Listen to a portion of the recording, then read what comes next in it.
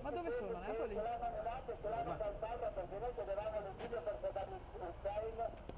Ah, fanno la maratona. Stiamo parlando della grande veglia per la verità sulla guerra in Iraq che i radicali hanno organizzato a partire da oggi, in vista dell'audizione che domani il premier britannico Tony Blair avrà davanti alla commissione parlamentare britannica che sta conducendo un'inchiesta sulle vere ragioni dello scoppio della guerra in Iraq. In parallelo alla mobilitazione di Londra, mobilitazione in altre città estere ma anche italiane. Abbiamo sentito Roma, Milano e adesso Venezia.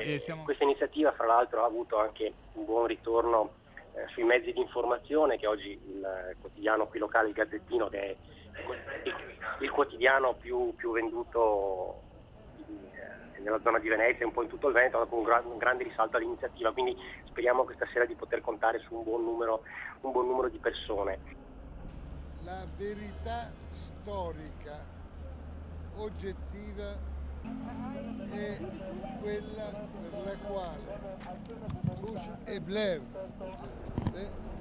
hanno stabilito di far scoppiare la guerra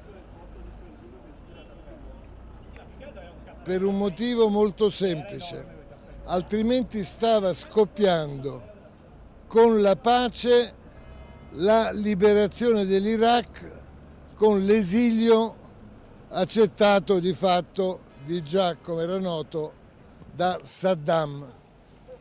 Questo significa che quel che tutto il mondo ha digerito, cioè tutti ormai sanno che Bush, Blair e gli altri hanno mentito sulle due obiettivi che dichiaravano di voler perseguire: impedire l'uso da parte di Saddam e del terrorismo internazionale delle armi di distruzione di massa, e l'altro di far cadere la pericolosa alleanza, che non c'era, di Saddam e dell'Iraq con Al-Qaeda e con gli altri, i terroristi dell'11 settembre.